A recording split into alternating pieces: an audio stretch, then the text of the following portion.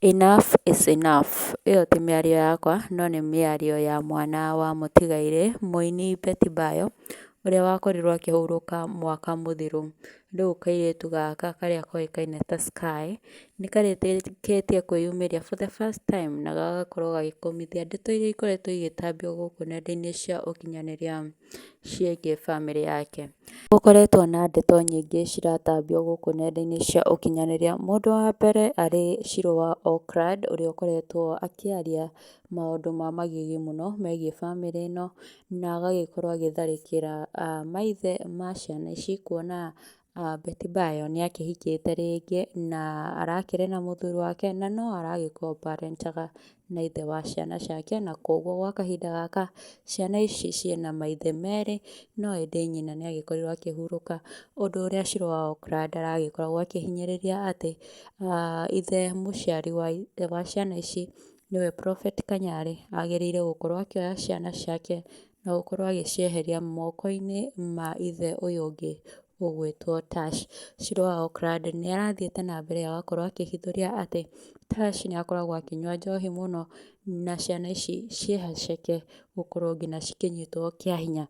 Ũndũ ũrĩa ũtigĩte Akenya na mĩario mĩingĩ magĩkorwo magĩkũmithia Shiro wa Oakland kumana na mĩario ĩyo akoretwo akĩaria igũrũ wa ciana ici, kuona thaa ici no iragĩthiĩ na mbere gũcakaya na citikĩhonetie ngoro ciao kuma hĩndĩ ĩrĩa magĩkorirwo magĩtigwo nĩ nyina mũciari. Rĩu mwana ũyũ nĩ arĩkĩtie gũcokereria gũkũ bũrũri-inĩ kuma kũrĩa mwena wa UK kũrĩa aragĩthiĩte vacation ena brother yake, kũrĩa maragĩkorirwo magĩcerehekea mũthenya wa thigũkũ mwena ũcio mena arata ake, na agĩcokereria Akenya nĩ makorirwo makĩ notice atĩ ciana ici citiarĩ na gĩkeno me kũrĩa mwena wa airport, no rĩu nĩ arĩkĩtie gũtarĩria kĩrĩa gĩakorirwo gĩkĩhanĩka mwena ũcio na kĩrĩa gĩacũngĩrĩirie gũkorwo mũrakaru hĩndĩ ĩyo makĩoyaga mbica icio. Na nĩ athiĩte na mbere gũkorwo akiuga nĩ egũkorwo akĩrũmĩrĩra mĩtaratara ya mamu wao ũrĩa agĩkoretwo abundithĩtio mwena wa kũhoya na mĩtugo na mĩikarĩre, no egũgĩkorwo agĩbuata ũrĩa agĩbundithĩtio nĩ nyina mũciari. Rĩu nĩ ahoete Akenya makorwo makĩreka makorwo na ũhoreru wa ngoro mahinda maya, na nĩtuonia nginya Prophet Kanyari na ũrĩa nĩ ithe mũciari wa ciana ici nĩ akorirwo akiuga atĩ ciana ici cirarĩ traumatized nĩ ũndũ wa mĩario ĩrĩa ĩrakoragwo ĩkĩario gũkũ nenda-inĩ cia ũkinyanĩria. Mwĩroreri reke ngũikie video icio haha mwana ũyũ akĩaria, no ndũgakĩrikane kũnjĩra mawoni maku nĩ marĩkũ thĩinĩ wa comment section. Enjoy. When people talk about your whatever, because me, see, people have talked about my mom very badly, have used it against me, like kuni this ama kuni what. Don't take it to heart, imagine, and just know everything will be fine.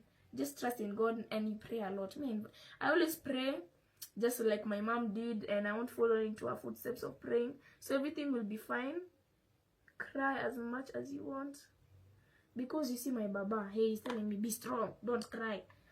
If people tell you not to cry, don't just cry, because you have just lost my mom. So some years look at him like, by the way, when he told me at Sky, be strong, don't cry, I'm looking at him like, hey, I just lost my mother, you expect me not to cry? Are you okay? Like, even him, he cried, so why should I not cry? So just cry as much as you want, be with your friends, and if you have anyone who you know who has lost their parent, even if it's like after a year, or even if it's after months, keep on checking on them, because you don't know, that was their mother, guy. Keep on checking on them, you don't know, and you're going to, sometimes you're even gonna like sit down with yourself and think about your parents, and you're going to start crying. If they have died, if they have passed away, you're going to start crying. So don't think about it too much if you don't want to cry in a certain place, and everything will be fine. Okay.